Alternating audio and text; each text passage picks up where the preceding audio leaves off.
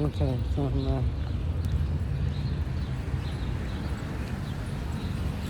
I guess I will. I mean, it's not sunny out here. I ain't wearing my seeing glasses. So, I'm on my way to get me something to eat. I'm trying to think if I should get two. So that way, Tracy, I have something. And I think he would like the Chipotle. I think I'll get him a bowl too. So as I was talking last night about church, nobody really came, you know. And I'm gonna be honest. Sometimes, that's why sometimes when I can't really get to church, whether it's because something happened, some unforeseen situation came about. I used to feel so bad and be like, oh my goodness, they're going to talk about me. They're going to say I'm not saved because I ain't coming to church. I was like, listen, these people stay out for however long. And they come to church on Sundays. And they on top of the world. You know? And Bishop was like, Wednesday night people, we got to learn how to stop pointing fingers. When we stop pointing fingers, then, you know, whatever he said. I said, well, I told him, I said, I ain't pointing no fingers. I'm telling the truth. I'm telling it like it is. This is how y'all was doing things. Well, why them look like collard greens? Don't they look like collard greens? You find out somebody planting collard greens in front of their house. But anyway, you put so many people ahead of people that wasn't really worth it, you know? You got talented. We just gonna say talented. If we want to put the gift in there, then you can put the gift in there. But I'm just gonna say talented drum players. Okay? We had drum players all through the family. And it went through mine. Not that I expected it to be, you know, but the thing is that as my kids got bigger, they became interested in the drums. It wasn't nothing I did. You know, Terrence was always bamming on something. He bammed on the furniture. So mommy went and bought him some bongos. Said, okay, well, you bam on these bongos. So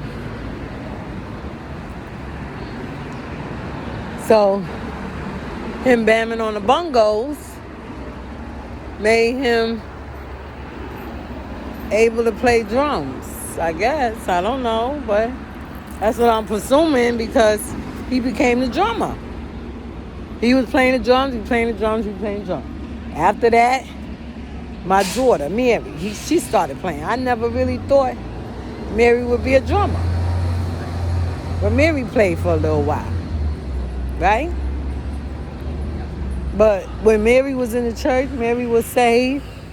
Mary, it was all about the Lord. You know, Mary didn't, you know, get up there faking because one person starts shouting, one young people start shouting, then Mary would get up and shout. No.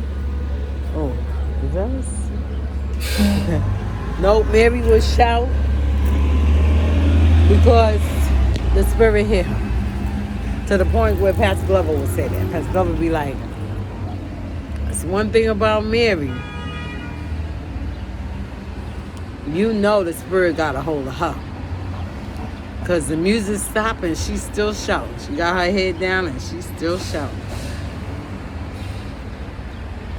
Mary wasn't a faker. When it came to God and serving God, she wasn't a faker. She loved the Lord during that time that she loved Him. And She praised the Lord. Hold on, let me turn that around. That's going to my leg. So, she was drumming. Terrence was drumming. I said, what happened? Terrence came, started drumming, and got in connected with Marie. Okay? They all raised up together. It wasn't all about no competition. Everybody was working together. These kids was playing the drum together.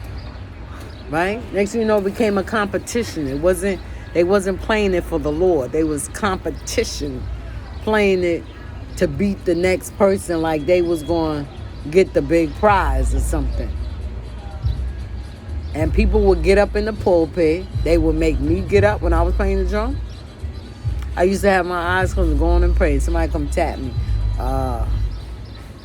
So-and-so wants you to get up. So-and-so said to let the next person play. And I used to always fuss about it. Why we got to get up off of our drums in our church for our service and let somebody else play? We'll have an organist on the drum. They go and make our organist get up. And what happened? That's what I was telling them.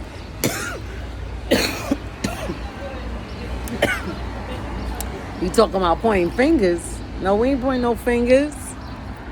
You wanted us to get up so somebody else could play. And now all them people that you got up to play ain't available. Ain't nobody, all them drummers that House of Prayer had, they all gone, including my drummers, including my family members. There wasn't really nobody from my family that played the organ. But when my father used to play, they used to go make him get up. I was there. And he'd be on the organ, and they'll come and say something to him. And that, being young, I didn't really understood it, but I remember his faces now.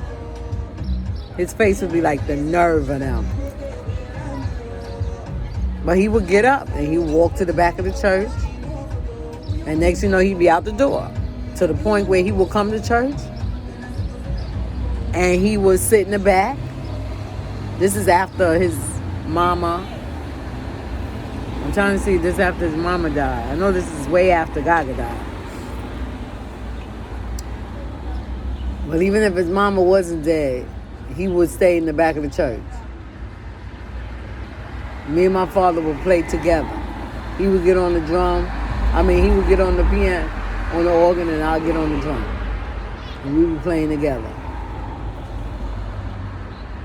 Yeah, I don't think about it. We sure did. But then, time went on, he was gone. People just started leaving. Because honestly, House of Prayer was doing the different things that they was doing to people. And now people got tired of it. And that next generation, because after me was during my children's time. And they was playing. But they made my son get up one time. They kept bothering him. And I was telling them in the Bible study, well, it wasn't that many people, so I don't want you to think I was spilling business in front of a lot of people. No, it was only 4 of us. And we went up there, and he got mad, and he stood up, and he dropped the sticks and said, I'm tired of this. And he ain't play them drums no more. He said, I'm sick of this. And Terrence was it shocked. I never forget that day because it shocked me. And he got so upset. He threw the sticks down and said, this is it. The same thing happened with Danielle. Danielle was on the drum, playing. They kept balling. I didn't even know what was going on. Next thing you know, all I heard was her stand up and say, all right, well, then y'all go ahead. I'm sick of this. Y'all go ahead. And she slammed them, threw them sticks down just like her brother did. And left from the drums and went downstairs. And when I went behind her, she was so upset. She was so upset. She was crying. Ooh, that girl was crying. I was like, it's okay. She said, no, mommy, it's not okay. They keep doing that. Why they keep doing that? Why do they keep doing that? But here's the catch. They only did it to my kids. There was a girl there that used to play the drums in my church. Her name was Marie. They never got her up off the drum. When time came on and stuff, from what I was told, stuff was told to people in reference to Marie, then they started picking on her. And she would come to church and she wouldn't play. They'd be like, Marie, she would sit right there and say, no, I ain't playing. And the drum would just sit there with nobody playing. She got tired of it, so she out the church. It was just too much. Too much. It was too much. So I said, pointing finger. We ain't pointing finger. I ain't pointing no finger. I'm telling the truth. It's time to stop playing. It's time to stop lying. It's time to be truthful in things. You want the church to grow, you got to be truthful in what you do. You got to admit. All right, my butt's here.